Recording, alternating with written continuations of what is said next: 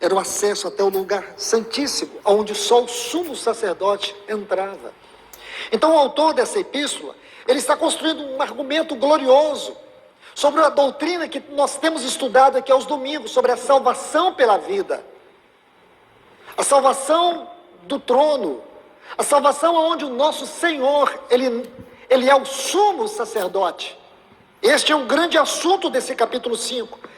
Aí você vê no versículo 11, ele diz: a esse respeito, temos muitas coisas que dizer, e difíceis, a palavra difíceis aqui, fala difíceis de interpretar e explicar, ou explicar e interpretar. Aí ele diz: porquanto vos tende tornados tardios em ouvir. Meus irmãos, aqui nós começamos a tocar essa exortação, porque os versículos 1 a 10 deste capítulo 5 nos dão uma clara demonstração da riqueza deste assunto, sobre a obra do nosso Senhor Jesus, do ponto de vista do trono, do ponto de vista da sua posição como sumo sacerdote. Na Epístola aos Hebreus, ele nos é apresentado como um sumo sacerdote que tem uma missão eterna. O seu papel como sumo sacerdote não vai terminar na sua vinda. Esse papel vai continuar por toda a eternidade, porque ele é um sumo sacerdote com ofício eterno. Então, esse assunto que ele está dizendo aqui. Agora, observe, irmãos, esta palavra tardios, a tradução desta palavra no texto original traz a ideia de preguiçoso, indolente. Deixe-me fortalecer esse argumento usando a própria palavra de Deus. Lucas, o capítulo 24 e o versículo 25, nós vamos encontrar aqui uma descrição clara daquilo que o escritor está dizendo. Lucas capítulo 24 e o versículo 25, diz assim: então disse-lhe Jesus: ó nércios e tardios de coração para crer em tudo que os profetas disseram. Você pode observar o quanto este texto está próximo desse versículo 11 de Hebreus capítulo 5. Nércios e tardios de coração para crer em tudo aquilo que os profetas disseram. É justamente isso. Pessoas que têm um coração indolente, incrédulo, o sentido aqui é justamente isso, indolente.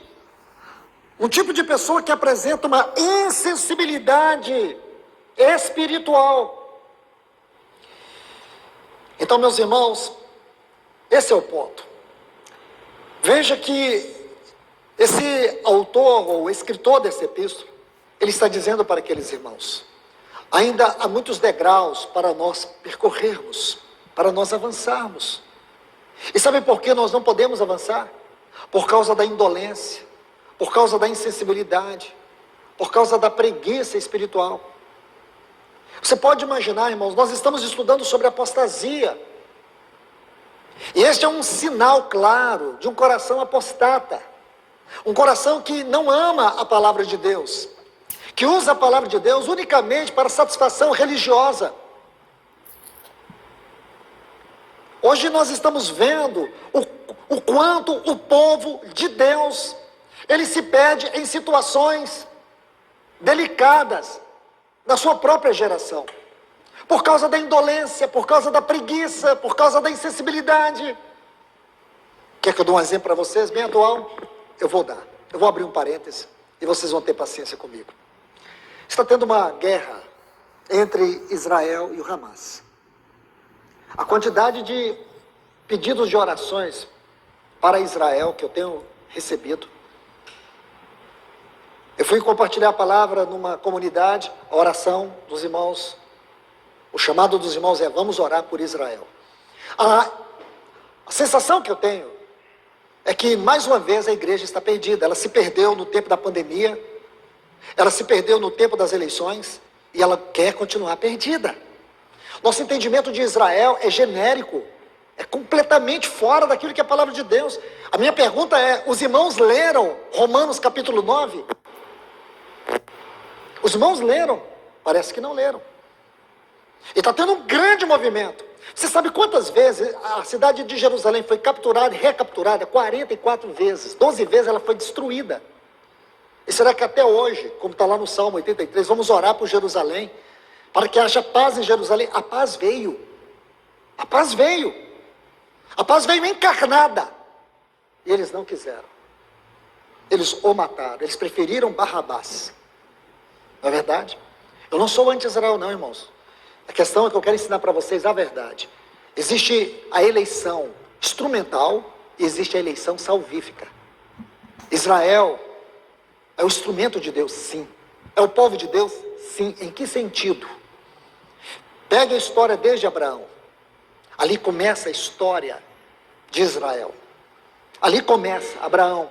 Então nós temos Abraão, nós temos os patriarcas, nós temos a lei, nós temos os profetas, nós temos a encarnação do Senhor. Tudo isso em Israel. Deus escolheu essa nação dentre todas as nações. O que é isso, irmãos? Eleição instrumental. Israel foi instrumento de Deus para a revelação, para a salvação e para abençoar o mundo. Este era o propósito de Deus quando Ele escolheu essa nação. Deus colocou ali o seu nome. Mas foi essa nação que rejeitou a salvação. No momento em que estava acontecendo agora a festa dos tabernáculos, onde as famílias estavam dentro das suas casas, promovendo jejum e orações, um tempo festivo, é uma festa, é a última festa anual dos judeus. Havia um festival de rave. Israel é o país onde acontece os maiores festivais de rave do mundo. Então não pense você, porque alguém nasceu judeu, ele vai entrar no céu. Jesus, só por ele nós podemos entrar no céu. Toma muito cuidado quando você generaliza isso. Saiba distinguir a eleição instrumental com a eleição salvífica. Israel é uma nação que Deus escolheu. Lá existem judeus ortodoxos que amam a Deus, que guardam os preceitos da lei. Então, quando nós generalizamos isso, irmãos, e achamos que Deus vai intervir, nós podemos incorrer num grande erro. E mais uma vez, a igreja, no sentido geral, vai cair no ridículo. O termo evangélicos. Cuidado, o nosso Deus, ele não é o Deus dos evangélicos, ele é o Deus do evangelho. Muito cuidado com essas generalizações que ocorrem. E eu vejo muitos irmãos caindo nesse erro. Eu tenho muito cuidado em falar isso. Se você me chamar, vamos orar por Israel, em que sentido? Eu só oro por aquilo que eu estou envolvido. Eu oro pela igreja. Eu oro pela volta do Senhor. Jesus, Ele nunca nos chamou para orar por Israel. Não há um ensino nos evangelhos, nas epístolas. Muito cuidado, irmãos. Eu estou usando isso aqui porque preciso usar nesse momento, para que os irmãos não fiquem também perdidos nessa hora. O Senhor nos guardou em todas as situações delicadas que nós passamos nesses últimos tempos. E que Ele nos guarde mais uma vez. Eu lamento muito, irmãos. E se você entrar nessa guerra, você vai incorrer na incoerência. Porque, é claro, não podemos tirar os olhos e achar que Israel é uma nação qualquer. Não é. Não é uma nação qualquer. Ele tem uma história espiritual. Tem uma história divina. Mas cuidado quando você coloca Israel acima da igreja. Eu convido vocês a ler com muita calma, com muito cuidado, Romanos capítulo 9. Especialmente, dá uma olhada no versículo 27. E você vai saber do que eu estou falando. E saiba distinguir eleição instrumental com eleição salvífica. Aí você vai entender. Este é um ponto muito importante nessa hora. E aqui nós vemos um outro problema também, que é recorrente. É quando nós nos perdemos na espiritualidade, no caminho. Olha o que esse autor está dizendo. Há algo muito rico aqui sobre a grandeza do ministério de Cristo, como o nosso sumo sacerdote. Ele tinha muita coisa para dizer, mas por que ele não pôde avançar nisso? Por causa da indolência, por causa da apostasia. Por causa da indolência, por causa da apostasia, ele não pôde avançar. E aí, Eu gostaria de te levar para a sequência do capítulo 6. Observe bem. Por isso, pondo de parte os princípios elementares da doutrina, ele já havia falado sobre isso. Deixemos-nos levar para o que é perfeito. Se você olhar, ele também já havia tratado disso. O que é perfeito? É o caminho da maturidade. Escute, irmãos, isso é um princípio importante. Nunca a Bíblia vai falar de perfeição, sendo uma palavra que define um fim em si mesma. Não. Perfeição na Bíblia é maturidade. Ele está falando de maturidade. Qual é o grande perigo da apostasia aqui? Uma pessoa apostata, ela é imatura, ela não cresce, ela não tem avanço, ela não tem progresso. Ela vive de ilusões religiosas. Ela se preocupa muito com satisfações sensacionalistas. E não com crescimento espiritual, o trabalho da cruz e da palavra. O trabalho da cruz, o caminho da cruz, as providências de Deus, os meios pelos quais Deus nos permite passar através de sofrimentos e outras circunstâncias providenciais, que nós denominamos como